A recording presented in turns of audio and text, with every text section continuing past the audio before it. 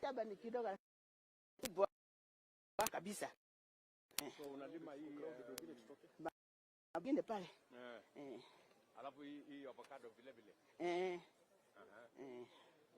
Twende hivi. Tuone hiyo avocado yako.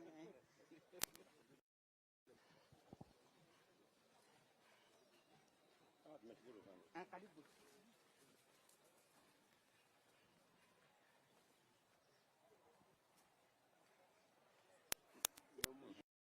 Wakati kilimo iko mzuri, unauza hii.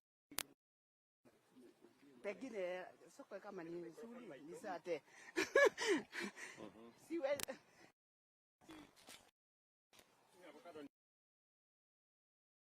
Imefuniwa hapa tu. Anakuja hapa. Hapa. Unamalizana nao hapa? Hapa tu. Wanalipa kama wanalipa na cash? Cash ama cheki? Na simu. Hakuna ya deni? Hakuna.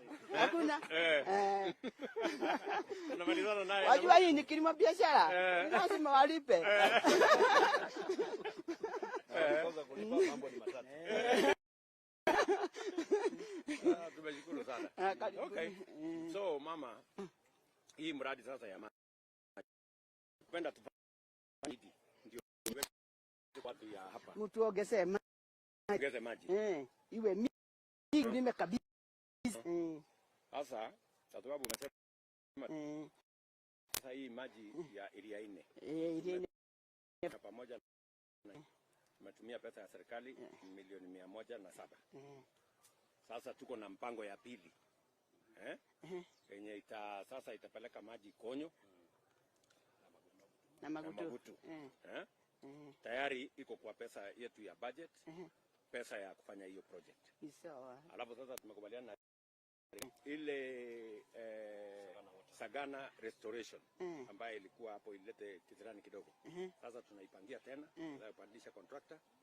Ndio tuhakikisha kwamba ile ward zingine 2 imebaki, tunaweka maji huko. Akwenda Kalogoto. Kalogoto huko. Nimezaliwa huko. Kuna Kalogoto. Unakuja ukaolewa hapa? Ni.